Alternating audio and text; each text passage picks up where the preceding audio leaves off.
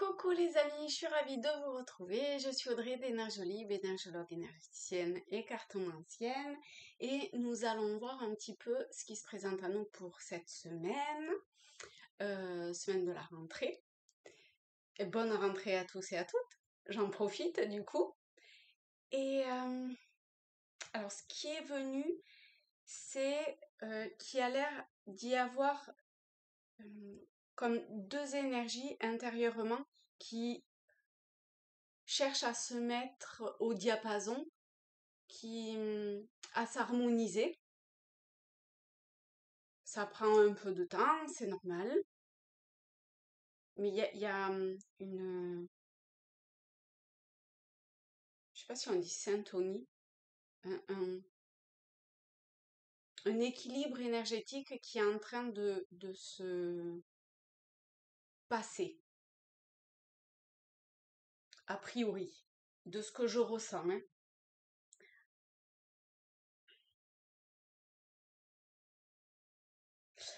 Alors, par rapport à ça, on va prendre chercheur de lumière, l'oracle chercheur de lumière, pour avoir une petite précision.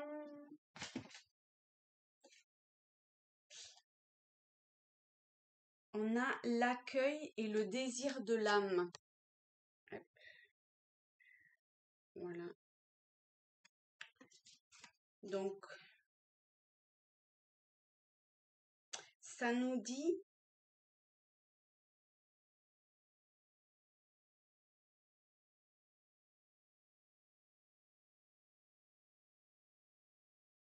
ça nous montre qu'il faut un temps de repos, d'intégration,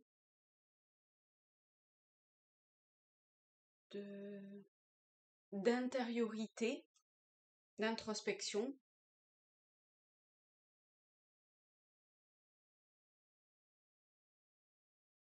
Pour pouvoir être dans l'accueil de ce que souhaite, entre guillemets, votre âme ou de ce que, comment je vais dire ça, votre essence naturelle cherche à exprimer. Voilà, c'est ça.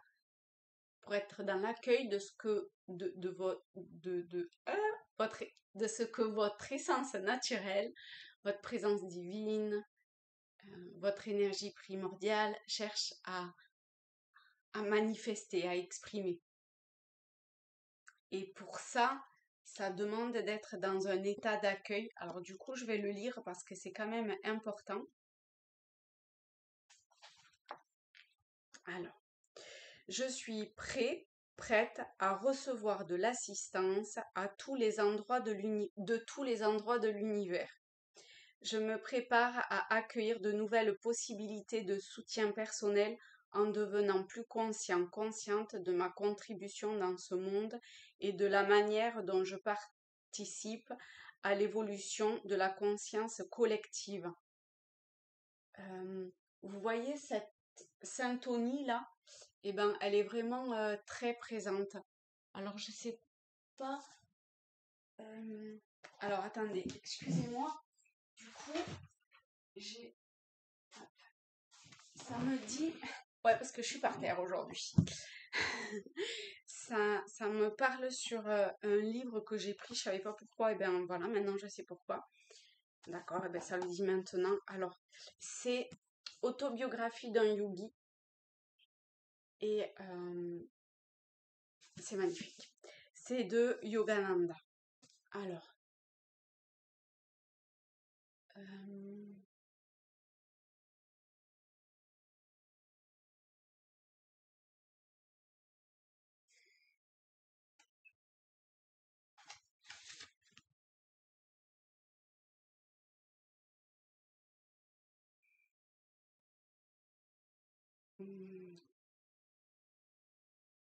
Alors, je vous lis. C'est la page 163. Le maître s'enferma dans un silence serein. Vous prenez ce qui résonne en vous, d'accord? Le reste, vous laissez tomber. Hein. Vers minuit, il m'accompagna jusqu'à un petit lit de camp. Comme mon sommeil fut doux et profond lors de cette première nuit passée sous le toit de mon gourou. Sri, alors gourou ici c'est G-U-R-U, guru, enfin c'est dans la pratique yogi, hein, d'accord? Donc cool, tranquille par rapport au nom. Hein. Sri, oh ya vache, ils ont de ces noms. Yukteswar choisit le matin suivant pour me conférer l'initiation au Kriya Yoga. 2 disciplines de l'Ahiri Mahasaya. Mon père et mon précepteur, Swami Kevalananda, m'en avait déjà appris la technique, mais le maître possédait un pouvoir transformateur et à son contact une grande lumière, semblable à la splendeur d'innombrables soleils flamboyants, se répandit dans tout mon être. Un flot ineffable, ineffable, béatitude m'envahit jusqu'au plus profond de moi.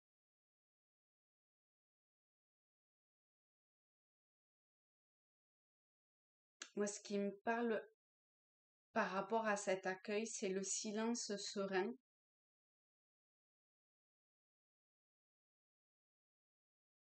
Et le pouvoir transformateur.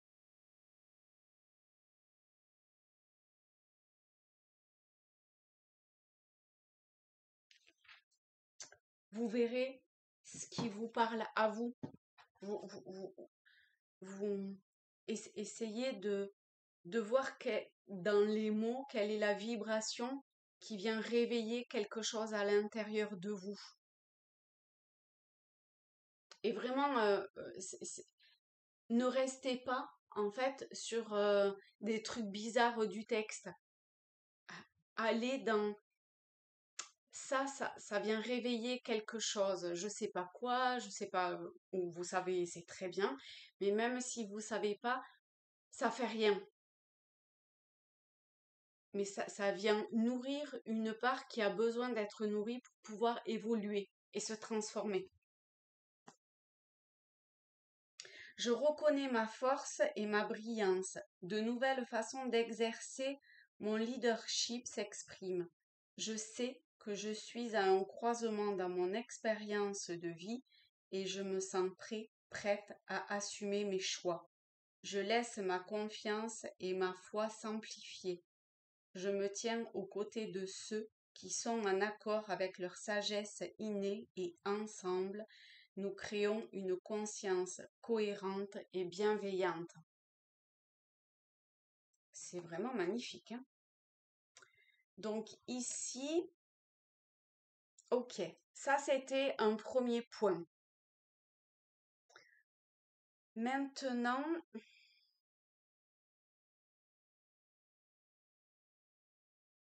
qu'est-ce qui peut aider à prendre... Qu'est-ce qui peut aider à... C'est pas à vivre en conscience, ça on s'en fiche en fait, puisque maintenant on le sait.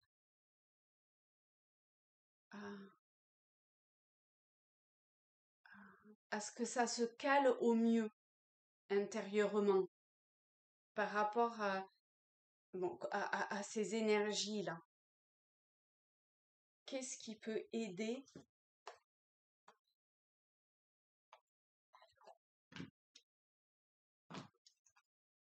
Alors,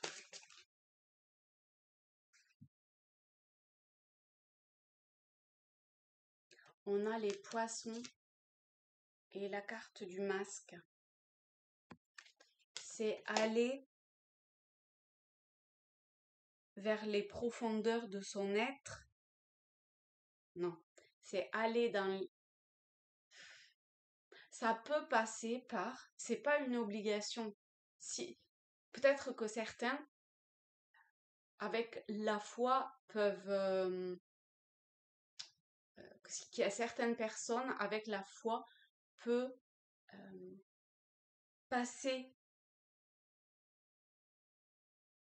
cette étape, on va dire, transcender cette étape-là pour aller directement dans l'accueil. Mais certaines personnes ont besoin d'aller en profondeur de sa personnalité pour voir en fait les masques qui ont été mis pour pouvoir les faire sauter. Peut-être pour pouvoir les exprimer aussi.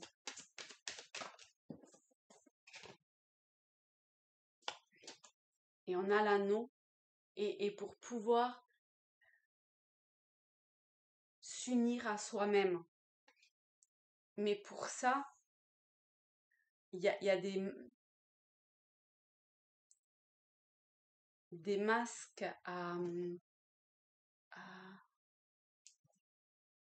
c'est-à-dire qu'au-delà du fait qu'il y ait des masques à faire tomber, ou à exprimer, ou à se rendre compte, à mettre en lumière, il y a aussi le fait que derrière le masque, il y a une puissance jaillissante qui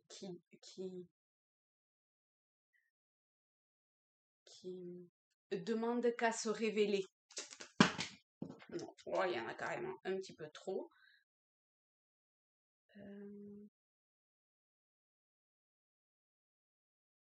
Donc là, ça répond à cette question-là. Ok.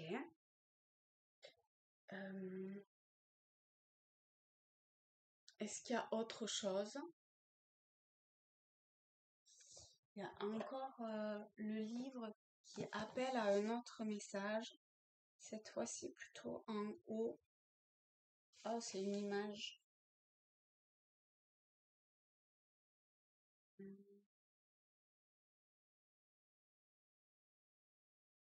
Je la montrerai, c'est une image. Hop. Alors, je pense que vous n'allez pas arriver à lire parce que ça va être à l'envers, forcément. C'est en Inde.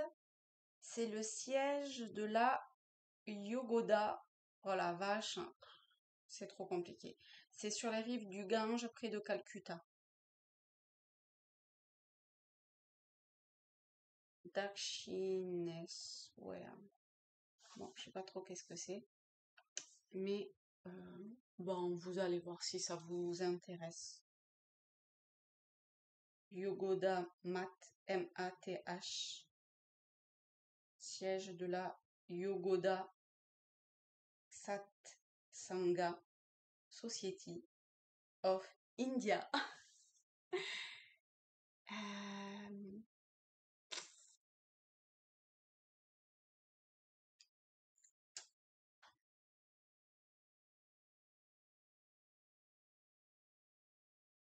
Une pluie de fleurs de soucis. Peut-être aller voir la signification des soucis, enfin de cette fleur. Les coups de cymbales, le son puissant des conques et les battements des tambours suivaient la mère bienheureuse qui se promenait en souriant dans le domaine ensoleillé. On est beaucoup sur le soleil, hein, portant toujours et partout son paradis intérieur dans son cœur.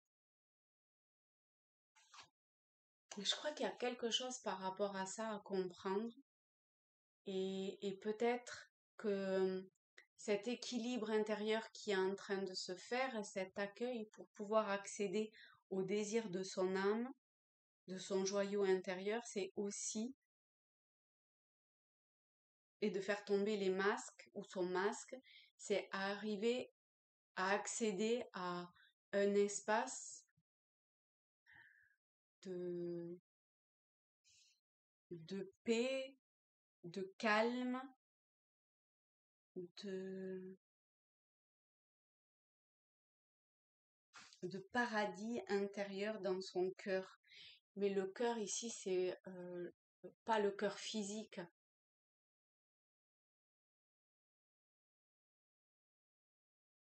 Vous voyez, on a le joyau avec l'anneau, le soleil. Tout à l'heure, je disais, je crois, de mettre en lumière ou de faire jaillir son soleil intérieur, sa beauté. Et ça, c'est en dehors de...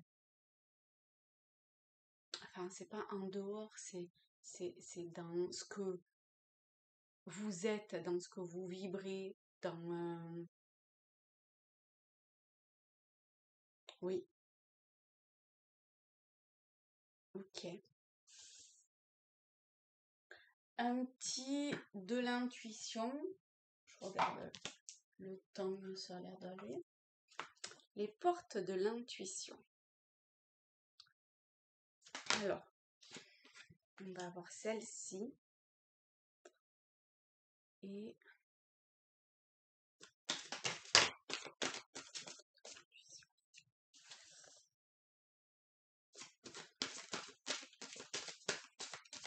là, c'est sur notre âme, quelque part, qu'est-ce que ça cherche à nous dire? Alors, la première, c'est la force de conviction.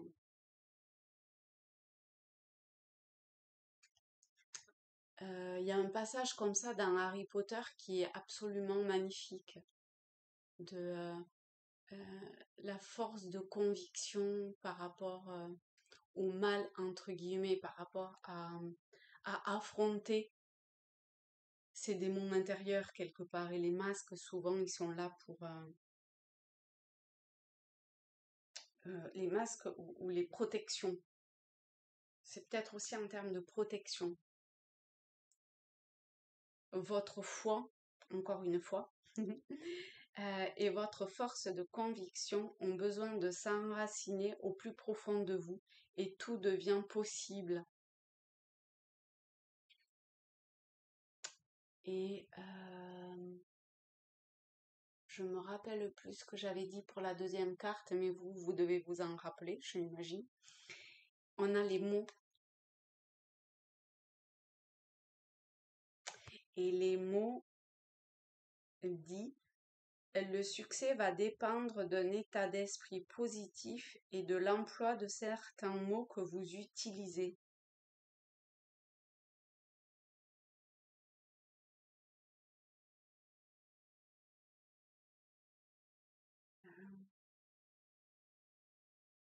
C'est dans l'expression, au-delà des mots.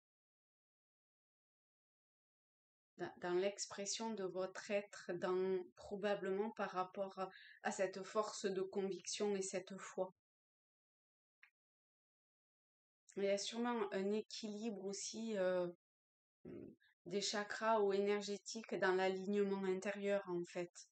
C'est peut-être ça aussi que je sentais au début.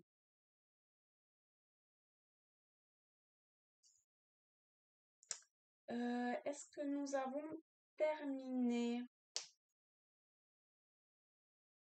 Il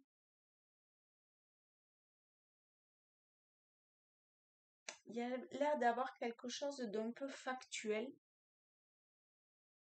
Alors, on va prendre le tarot celtique. Je sais pas, je suis pas trop dans le factuel d'habitude, mais là, hop, je me centre.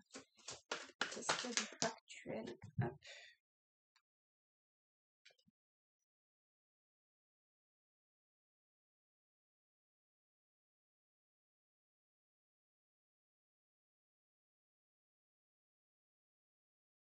C'est une action dans le concret quand même. Il y a un mouvement physique à mettre en place.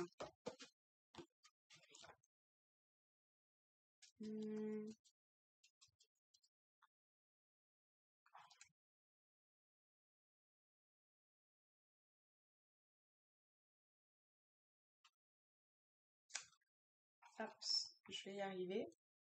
Je vais y arriver.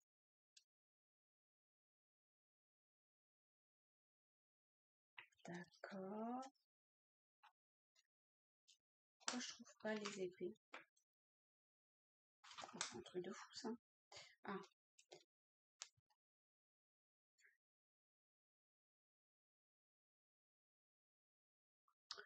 Peut-être que certains ou certaines, vous êtes passé ou vous allez passer par une destruction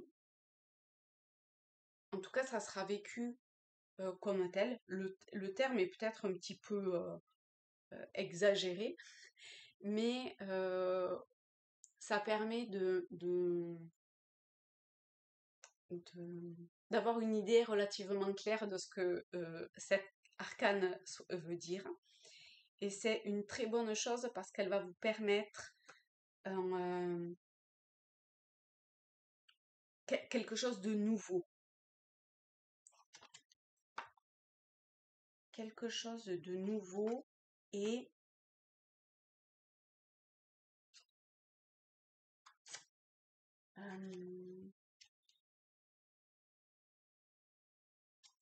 ah oui, il y a vraiment quelque chose de nouveau. Il y a peut-être quelque chose de nouveau concrètement, mais il peut aussi y avoir quelque chose de nouveau de façon beaucoup plus perceptible, beaucoup plus de façon plus subtile, on va dire.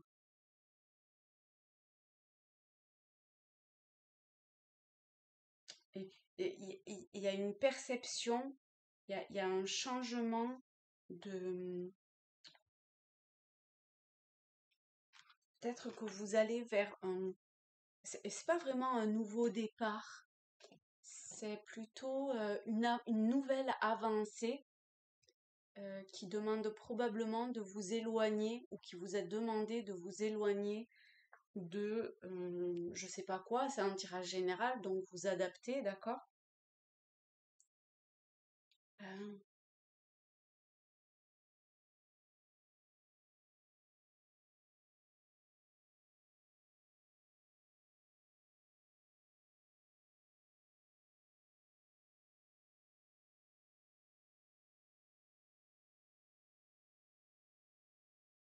Il y a encore l'idée de faire une pause pour avoir les meilleures cartes en main. Il y a, sachez que vous agissez exactement comme les énergies vous poussent à œuvrer. Votre avancée, elle est quand même pas facile, d'accord? Vous vous détournez de coupes qui sont pleines, mais vous voyez, il y a d'autres choses qui attendent ici. Mais ça demande un chemin, ça demande de prendre un chemin qui peut être quand même vraiment difficile. Et ça vous a sûrement demandé de vous détourner de, ben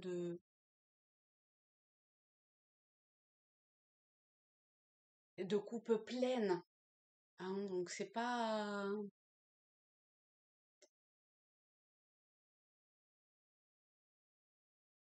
Il y avait de l'émotion, d'autant plus avec le 5 d'épée. Mais il se passe énormément de choses en sous-jacent. Et ça, on le sentait bien dès le début du tirage. Hein. Euh, cette idée de syntoniser les énergies, d'équilibrer au niveau énergétique ou à l'intérieur de soi ce qui doit l'être. Hein. Hmm. Il y a sûrement des, des choses de l'ordre de l'intuition qui va naître ou qui va grandir lié à ce 5 d'épée, lié à ce dont vous avez, ce que vous avez coupé et mis de côté, ou que vous allez couper et mettre de côté, ça dépend, où vous en êtes. En tout cas, écoutez attentivement ce qui vient à vous, on est encore dans l'accueil. On revient, la boucle est bouclée, hein. Là ça dit différemment avec un autre jeu, mais finalement ça revient exactement au même. Donc écoutez attentivement et laissez leur libre cours. Accueillez ce qui vient à vous et allez-y. Même si ça vous demande de vous détourner de ce dont ça vous demande de vous détourner. Écoutez, apprenez, soyez réceptifs.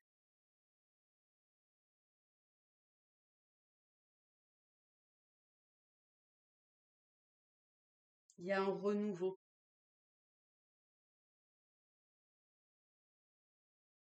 Et vous êtes de toute évidence aidés et aiguillés. Hein. Vraiment, il y a des messages forts qui viennent à vous. Donc, gardez foi et confiance.